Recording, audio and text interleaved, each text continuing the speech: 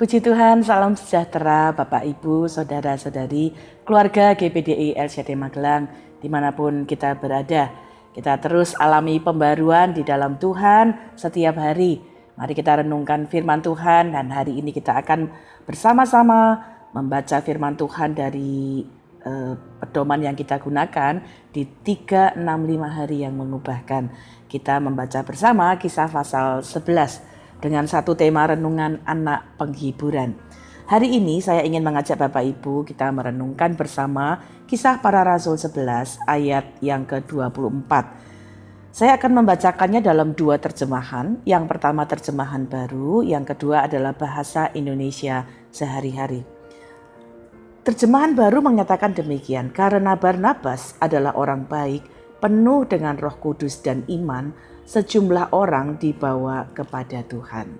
Dalam bahasa Indonesia sehari-hari dikatakan begini, Barnabas ini orang yang baik hati dan dikuasai Roh Allah sehingga sangat percaya kepada Tuhan, sehingga banyak orang mengikuti Tuhan. Bapak Ibu Saudara, ada hal-hal yang luar biasa yang kita bisa pelajari bersama-sama. Tema hari ini anak penghiburan adalah diambil dari arti nama Barnabas. Barnabas itu berarti anak penghiburan. Di dalamnya ada pemberi semangat, pemberi dorongan, pemberi nasihat, ya, dan hal-hal yang terus sifatnya memberikan dorongan. Nah, mari kita belajar bersama-sama dalam ayat ini. Apa yang kita bisa observasi? Situasi dalam Kisah Para Rasul 11 menggambarkan ada situasi di mana murid-murid dalam ketakutan, dalam ketekanan, mereka kemudian tercerai-berai ke beberapa tempat karena ada peristiwa sebelumnya di mana Stefanus dibunuh, ya. Salah satunya yang mengetahuinya adalah Saulus, ya, waktu itu. Nah, kemudian kita juga belajar bagaimana ada Saulus juga yang kemudian mengalami pertobatan, namun banyak orang yang masih takut untuk bisa menerima Saulus. Ya, ini dapat dipahami karena sebelumnya Saulus juga mengejar-ngejar orang-orang percaya. Nah, kemudian kita tiba sampai di Kisah Para Rasul 11 ini, di mana kemudian orang-orang yang terpencar, mereka sebarkan firman Allah, mereka ceritakan firman Allah. Lalu kita tiba di ayat 22, di mana kemudian ketika peristiwa ini, kondisi ini diketahui oleh gereja yang lain yang ada di Yerusalem, kemudian mereka mengirimkan Barnabas. Kita baca di ayat 22, ya.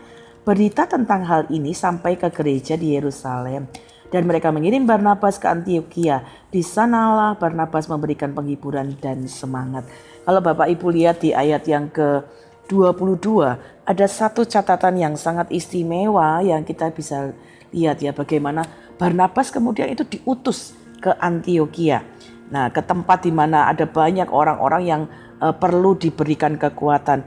Dan tadi kita membaca, ya, bagaimana di sanalah kemudian ayat 23, setelah Barnabas datang dan melihat kasih karunia Allah, bersukacitalah ia menasihati mereka supaya mereka semua tetap setia kepada Tuhan. Jadi ada satu bagian di mana Barnabas dikirim, di sana dia beri penghiburan, dia beri semangat. Nah, Bapak Ibu Saudara, dari observasi ini kita bisa melihat apa yang dilakukan oleh Barnabas, ya. Dia memberikan penghiburan, memberikan nasihat, ya. Itu adalah cara-cara dari orang-orang percaya yang ditunjukkan oleh firman Tuhan. Kita sebagai orang percaya harus bisa saling mendukung, membangun iman satu dengan yang lain. Tentunya kita perlu mengingat bahwa ketika kita bisa menghibur, memberi semangat, memberi dorongan, penghiburan kita terutama, ya, kemampuan kita menghibur itu datang dari Tuhan.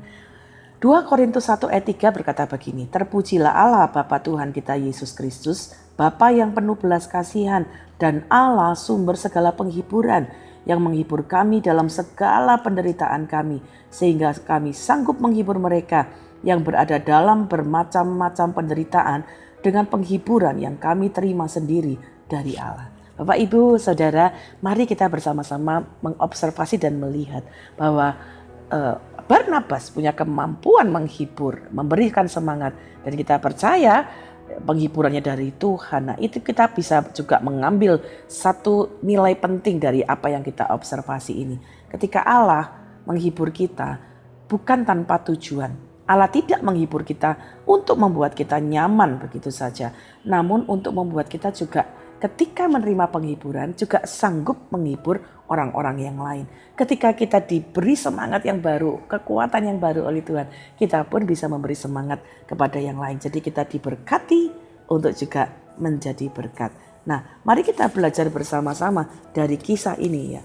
Bagaimana Barnabas yang kemudian tadi kita sudah baca di ayat 23. Dia menjadi orang yang ketika hadir kemudian memberikan penghiburan. Saya ingin membaca dalam terjemahan sederhana Indonesia pada ayat yang sama di ayat 23. Barnabas orang yang sangat baik, penuh dengan Roh Kudus dan sangat percaya kepada Tuhan Yesus.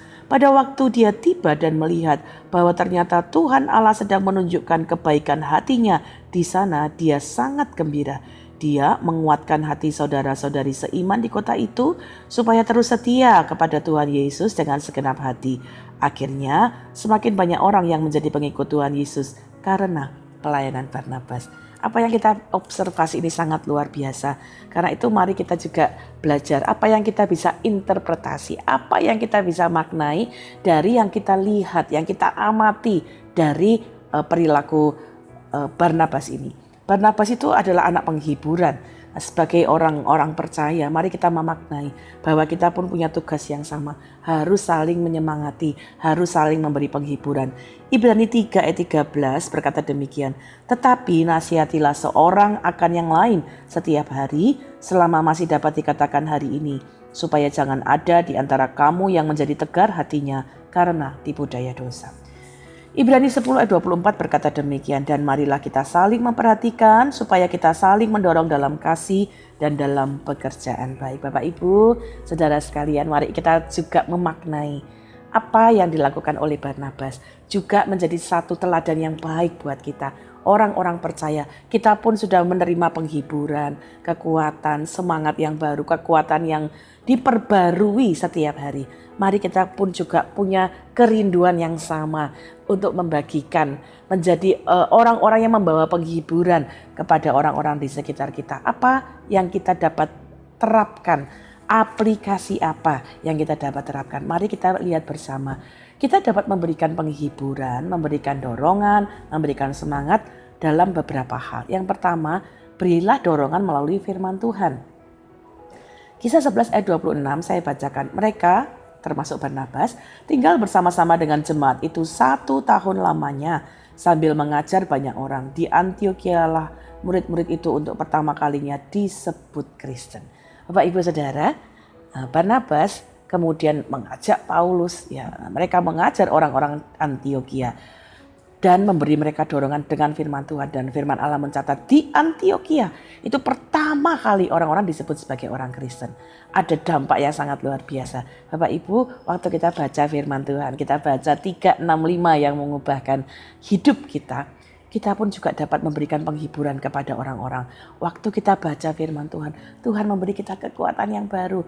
Mungkin ada orang-orang yang susah, lalu kita memberikan mereka semangat. Ayo tetap semangat, ada kekuatan dari firman Tuhan. Firman Tuhan berkata dia tidak pernah meninggalkan kita. Firman Tuhan berkata dia itu gembala yang baik. Firman Tuhan berkata dia sanggup memberikan kepada kita kekuatan yang baru. Jadi kalau kita dipenuhi oleh firman, kita baca firman, waktu ada orang-orang yang mungkin kita dapati dalam kesedihan, lemah, ya kita bisa kuatkan. Mari penuhi hidup kita dengan firman. Waktu kita baca firman, lalu kita ceritakan, kita sedang mendeklarasikan kuasa Tuhan, mendeklarasikan kekuatan Tuhan. Jadi Bapak Ibu, ayo beri dorongan. Mungkin waktu kita menasehati, ya kita mendoakan juga memakai dasar-dasar firman Tuhan. 2 Timotius 4 ayat 2 berkata, beritakanlah firman, siap sedialah baik atau tidak baik waktunya. Nyatakanlah apa yang salah, tegurlah, nasihatilah dengan segala kesabaran dan pengajaran. Mungkin Bapak Ibu bertemu dengan orang-orang yang dalam kepahitan ya, tegur dia, nasihati dengan baik, jangan simpan kepahitan. Firman Tuhan mengajar kita untuk mengampuni, ya itu akan menjadi bagian-bagian di mana kita mendorong dengan firman Tuhan. Kedua, tentunya kita mendorong dengan kekuatan Roh Kudus. Ya Bapak Ibu Saudara, apa yang kita terima dari firman Allah, izinkan Roh Kudus itu yang menghidupkan dalam hidup kita, supaya dengan kekuatan Roh Kudus penghiburan kita itu mempunyai daya yang luar biasa. Yohanes 14-16, Yesus sendiri menyebutkan Roh Kudus itu sebagai penghibur, pemberi semangat, penolong waktu kita bicara, dan ada Roh Kudus yang menyertai kita. Perkataan kita dapat menjadi berkat, perkataan kita menjadi hidup bagi orang-orang yang mendengarnya. Karena itu mari kita minta dalam doa kita, Roh Kudus sertai aku, urapi aku waktu aku bicara di rumah, suami kepada istri, istri kepada suami, orang tua kepada anak. Ya bahkan anak-anak kepada orang tua, perkataan kita bisa saling menasihati, saling mendorong, saling memberi semangat. Ya, suami beri semangat kepada istri untuk tetap kuat, jadi bijaksana membangun, mengatur rumah tangga. Istri beri semangat kepada suami waktu mau bekerja. Tuhan berkati pekerjaanmu ya Pak. Ada Tuhan yang memberikan kekuatan. Tuhan berkati kamu ya Nak, waktu kamu belajar, waktu kamu lakukan aktivitasmu. Tuhan yang akan memberikan keberhasilan. Anak-anak pun juga bisa mendoakan, beri semangat kepada orang tuamu. Tuhan berkati papa mama dalam pekerjaannya, berikan kesehatan. Dorongan firman Tuhan melalui perkataan kita, melalui bimbingan Roh Kudus akan menjadi berkat. Yang terakhir, dorongan yang kemudian kita bisa belajar dari Barnabas, diaplikasikan kita bukan hanya dengan kata-kata, tetapi dalam tindakan dengan kasih. Ya, dorongan dengan kasih di dalam tindakan yang dilakukannya. Tuhan itu juga tidak ingin kita hanya bicara, sama seperti Tuhan tidak hanya berfirman, tapi dia pun bertindak. Ketika kita saling menyemangati, mari kita bukan hanya dengan kata-kata, tetapi juga dengan tindakan kita. Kisah pasal 11 ayat 29 sampai 30 mencatat ya bagaimana Barnabas kemudian dipercaya juga untuk menyalurkan kiriman bantuan-bantuan. Kenapa? Waktu itu orang-orang yang ada di sana juga mendapatkan satu nubuatan bahwa akan terjadi kelaparan, masa yang sulit. Ya, kemudian murid-murid di sana saling mengumpulkan bantuan. Ya, kita lihat ya bagaimana orang-orang percaya itu juga punya kemurahan hati. Waktu ada yang sulit mengumpulkan sumbangan sesuai dengan kemampuan mereka masing-masing. Lalu mereka mengirimkan untuk saudara yang ada di Yudea. Lalu mereka melakukan itu dan mengirimkannya melalui perantaraan Barnabas. Juga ya, jadi kita bisa belajar bahwa Barnabas juga memberikan dorongan melalui tindakan kasih. Bapak Ibu Saudara, kalau kita diberi Tuhan kemampuan ya untuk dapat memberi, ya ada hal-hal yang kita bisa bagikan kepada orang lain, mari kita juga bagikan dorongan, memberikan penghiburan. Mungkin dengan hal-hal yang sederhana, dengan makanan, ya mungkin ada dana yang kita bisa juga berbagi, atau dengan hal-hal yang lain, tindakan kita yang mungkin kehadiran kita, yaitu juga dapat menjadi berkat. Tenaga kita memberikan bantuan, apa yang saya bisa bantu, itu akan menjadi bagian-bagian di mana kita saling menghibur, saling memberi semangat, saling memberikan dorongan. Sehingga saya percaya waktu kita mengaplikasikannya, menerapkannya, kita juga sedang belajar dari teladan Barnabas. Sehingga kita pun juga dapat belajar, kalau Barnabas dipakai Tuhan jadi anak penghiburan, saya percaya seluruh keluarga GBDI LCD Magelang juga diberkati Tuhan, juga dipakai Tuhan jadi anak penghiburan, memberi semangat, memberi dorongan. Berilah semangat dengan perkataan kita, dalam urapan Roh Kudus, dan juga dalam tindakan kita disertai kasih. Puji Tuhan, terima kasih Bapak Ibu telah mengikuti Renungan 79, kiranya ini dapat menjadi berkat bagi kita semua.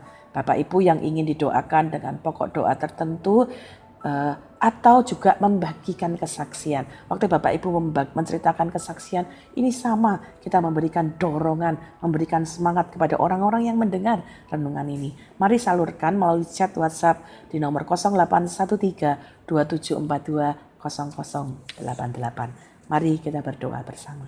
Bapa, kami mengucap syukur untuk teladan hidup yang kami dapat amati, kami dapat maknai, dan kami dapat aplikasikan dari kehidupan Barnabas. Kami mau belajar untuk menjadi orang-orang yang memberi semangat kepada orang-orang di sekitar kami melalui dorongan perkataan kami yang dipenuhi oleh firman, yang diurapi oleh Roh Kudus, tapi juga melalui dorongan, melalui perilaku kami, apa yang kami dapat kerjakan dengan kasih. Berkatilah seluruh keluarga GPDI El Shaddai Magelang. Berkatilah setiap keluarga, berkatilah setiap pribadi, suami dan istri, anak-anak, dan seluruh umat-umat-Mu. Kami dapat saling mendukung, saling menyemangati. Dimanapun kami berada, kami juga memberikan penghiburan. Terima kasih Bapa yang baik. Terima kasih Tuhan Yesus, karena di dalam Engkau dan oleh darah-Mu, seluruh keluarga GPDI El Shaddai Magelang beroleh penebusan, yaitu pengampunan dosa menurut kekayaan kasih karunia-Mu yang Engkau limpahkan kepada kami dalam segala hikmat dan pengertian. Di dalam nama Tuhan Yesus Kristus kami mengucap syukur dan berdoa. Haleluya. Amin.